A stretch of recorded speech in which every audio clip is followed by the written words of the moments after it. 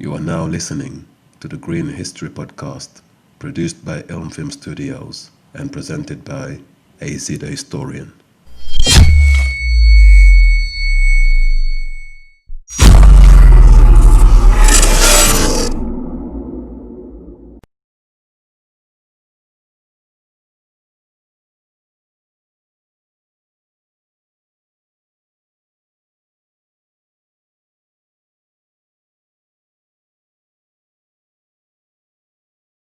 أنا أعتقد أن أوروبا الجديدة هي الشرق الأوسط.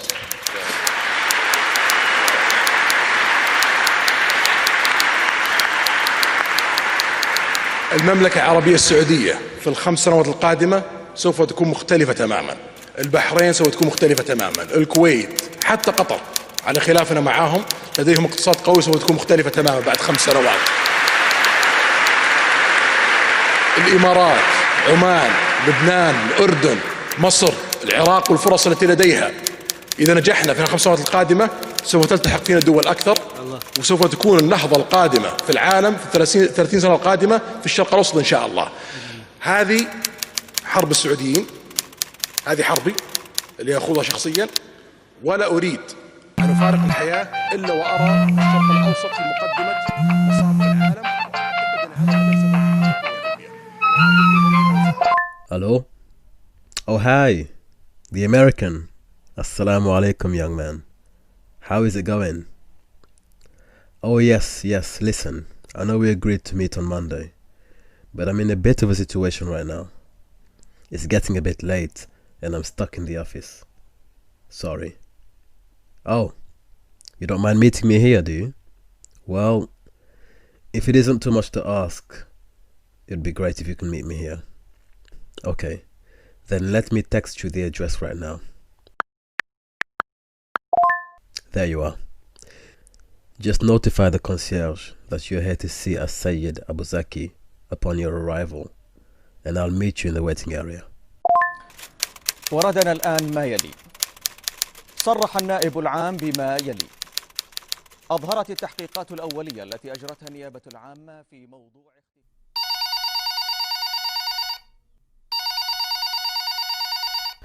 Hello?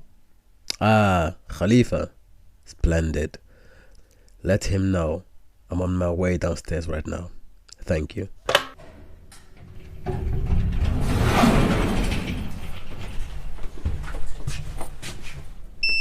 Going down.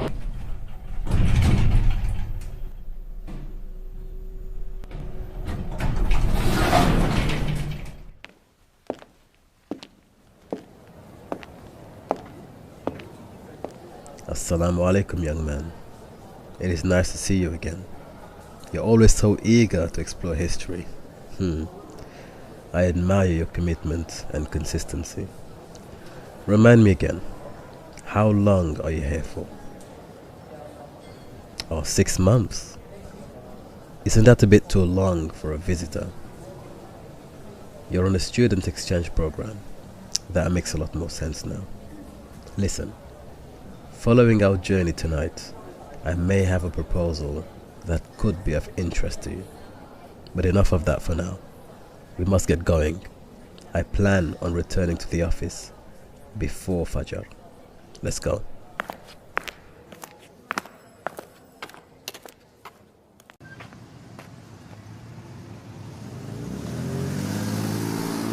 I see you're a motor enthusiast as well.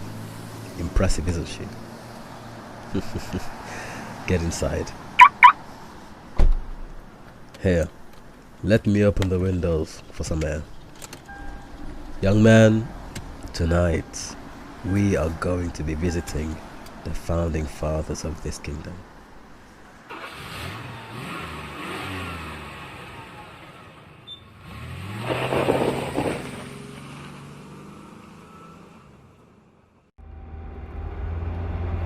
We will be traveling to the year 1902, where it all began.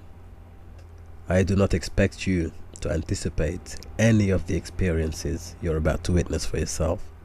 However, I would advise you once more to keep an open mind and to contextualize details according to their historic setting. not by modern standards. I, for one, am not a fan of revisionist history or conspiratorial theories when it comes to subjects such as these that are already so complicated and misunderstood. Anyway, we have arrived.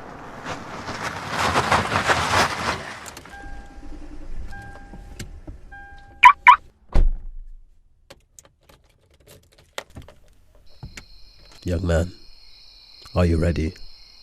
Follow me.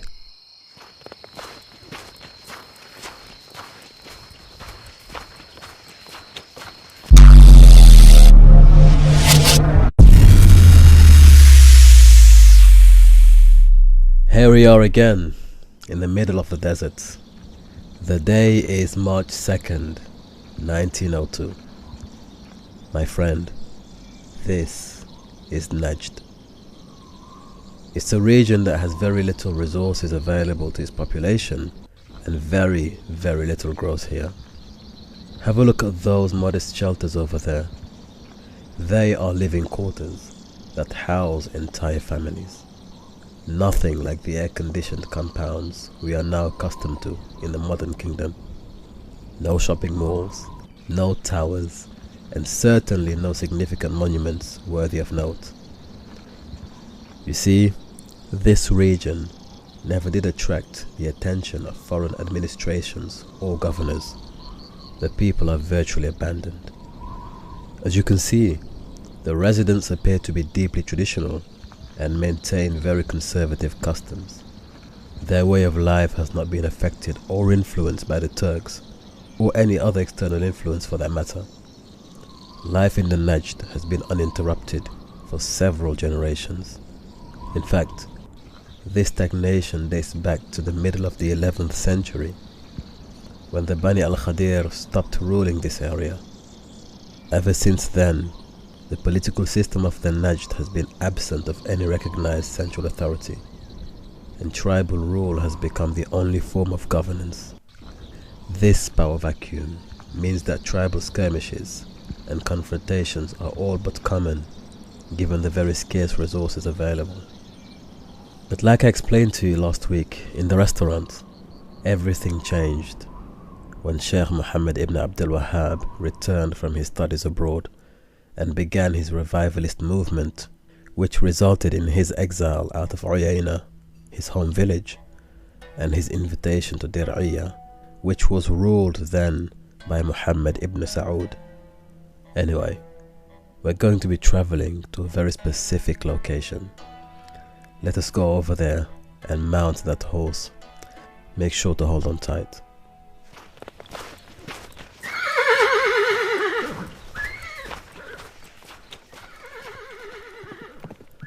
I did promise to take you on a visit to see the true founders of Saudi Arabia. And like I began explaining to you last time, the Kingdom of Saudi Arabia, much like the United States of America, where you come from, was founded by a group of very religious men who had a specific vision for what the nation should be. Interestingly enough though, whereas the founding fathers of America were fighting against the British for their independence, the Arabs over here, not just the Al Saud, were all fighting the Ottoman Turks for their independence. The historical parallels between the USA and KSA are striking and have fascinated historians and sociologists for many years. Look, do you see those encampments over there by the oasis? That is where Abdul Aziz ibn Saud is recruiting and assembling nomadic tribes from all over the Najd. He is currently in the process of socializing them in these rehabilitation centers before deploying them across the Hijaz. Rest assured though, that this is but one of the many desert outposts where Abdul Aziz ibn Saud is reorienting his Bedouin recruits. Although they have accepted the teachings of Sheikh Muhammad ibn Abdul Wahhab, and they are still studying his books to this day, Abdul Aziz ibn Saud is acutely aware that they are still in need of further development. His plan is to mold these newly founded communities through his carefully constructed social reforms, policies, and methods to ensure that they are thoroughly socialized. Besides, the scholars advising him are completely opposed to the Bedouin lifestyle.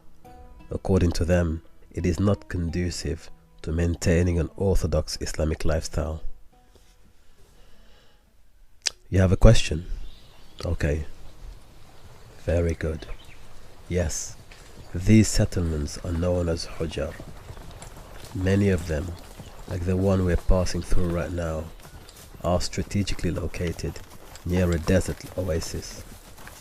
This was done in order to encourage Bedouins to engage in agricultural practices, thereby transforming them into a more cultivated people. No pun intended. The typical community can accommodate up to 10,000 residents, and they have access to living quarters, mosques, schools, and ammunition reserves. At first sight, everyone is the same here, but what you cannot detect immediately is that these populations are not totally integrated. Though they may have loosened the tight knot of tribal allegiances, they still maintain a very distinct social ranking and hierarchy. In fact, this specific community has been divided into 3 distinct social ranks. The first is comprised of tribal nobles. The second social rank is comprised of religious clerics, preachers and teachers, who have been brought into this region to settle in order to reinforce and continue the work of the scholars in Riyadh. Finally, the third social group are the merchants and craftsmen. Of course, the general population as well, which includes civilians and ordinary people, such as the ones you're seeing right now. I guess it would be fantastic to expect a utopian classless society anywhere on the planet, let alone in Arabia. And while the social conditions in these encampments may not be perfect in every sense of the word, it is still better than the climate of warfare and division that these Bedouins were accustomed to in the past. Very well. Let us dismount and continue by foot now. The military training grounds are just beyond that gate, and we must remain inconspicuous.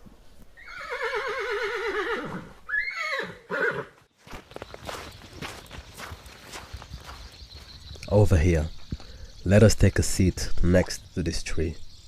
We can watch the men as they train in the midday sun.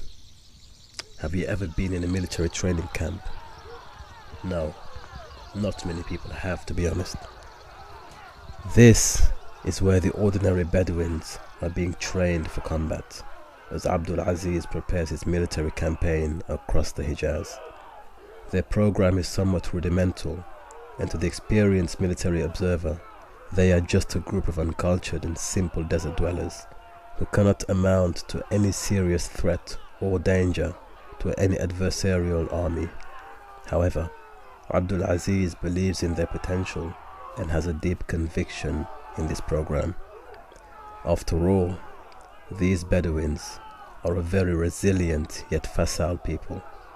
You know, the open desert is one of the most hostile terrains on earth. Once you know how to survive here, you can overcome nearly every obstacle nature presents.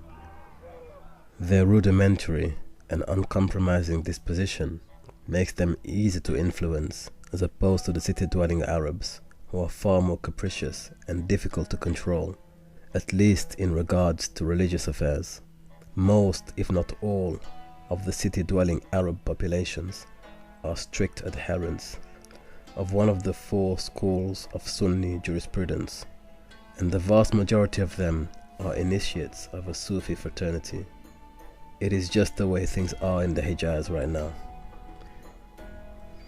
Anyway, these recruits will soon be ready to go out and sweep over this entire region, and since they're not fighting under any tribal banner, but under the banner of unity, they shall be known as the Ikhwan, or the Brotherhood.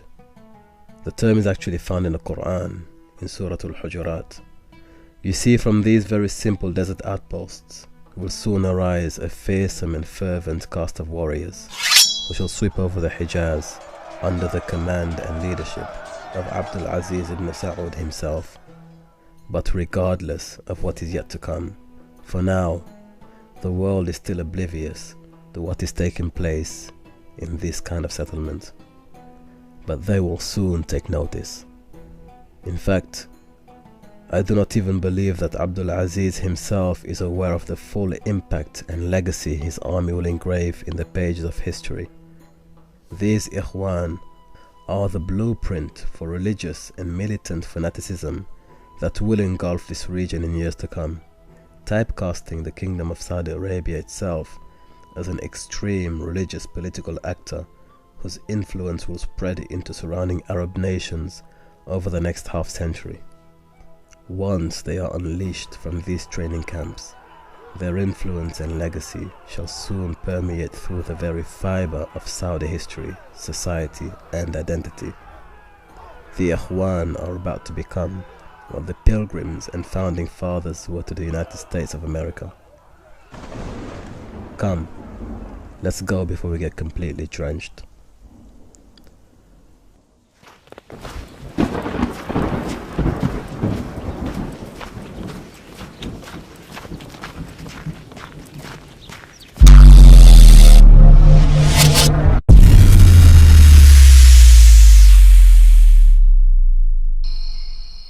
Alhamdulillah, we're back. Come, let's go back to my office before Fajr. I'd like to discuss some important matters with you.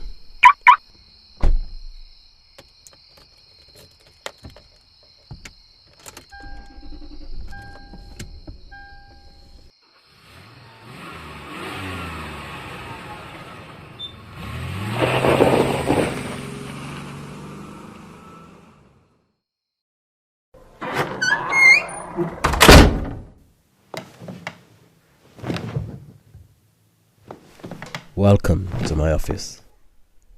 This is where I coordinate many studies and produce films and articles on Islamic history. It's a passion that I've entertained for much of my adult life. In fact, it was what brought me here to the Kingdom of Saudi Arabia back in the 1970s. Anyway, young man, do you have any questions about our journey tonight? Oh, so you want to know more about the Al Sheikh, the descendants of Sheikh Muhammad ibn Abdul Wahhab? Well, I'm going to teach you something very interesting about how Saudi society is organized and governed, with the complicity of 3 pillars of power. Yes, the pillars of power, and there are 3 of them. Pay close attention to what I am about to tell you.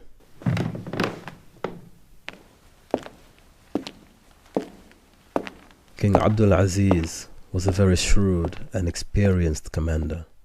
He and his progenitors understood the importance of having religious endorsement from the scholars and sheikhs, as that is fundamentally an essential component needed in order to wage wars against local tribes or to challenge Turkish authority, as a Muslim ruler cannot and must not be disobeyed unless there are sound and reasonable religious grounds. That is why scholarly verdicts are so important. Without the endorsement of the scholars, anyone fighting against the Turks would have been considered rebels and insubordinates to Islamic ruling authority. So you must understand this, that the scholars themselves are the first pillar of power. And this has been the case ever since Muhammad ibn Abdul Wahhab and Muhammad ibn Saud consummated their pact in 1744. The second pillar of power is the Al Saud clan itself. They represent the ruling class and the political establishment. Without their direction and tacit approval, nothing will be sanctioned at all. You cannot have a body without a head. But if the Al Saud were the head and the scholars are the heart of this movement, then the question remains, who are the arms and feet? Well, that brings us to the third and final pillar of power. This is perhaps the single most elusive and secretive reality about the history of this kingdom. Do you remember those unsuspecting and simple desert Bedouins we saw in the training camps? Well, they are the third pillar. Unbeknownst to them at that time, they became the military pillar for the Kingdom of Saudi Arabia. Because without a military force, neither the religious nor the political will can impose itself on any population. It is therefore those Bedouins who are the true conquering force in this region, and we should therefore be attributing the establishment of this kingdom to them.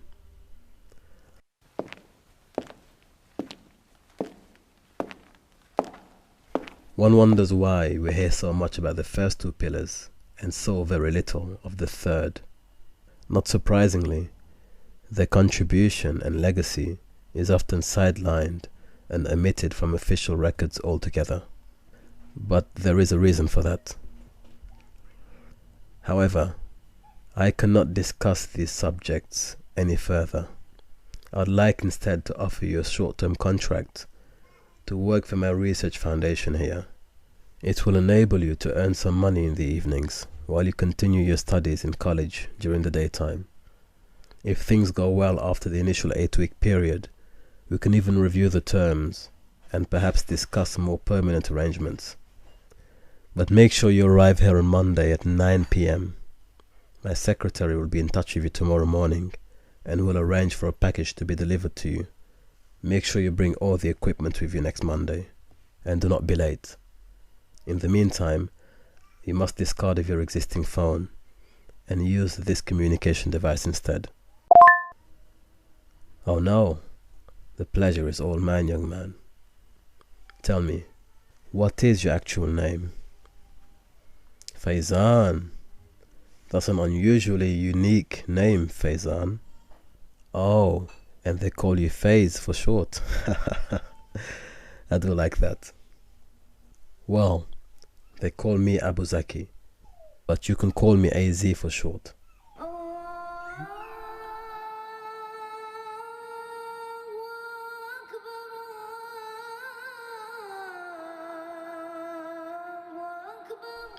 It's time for us to go.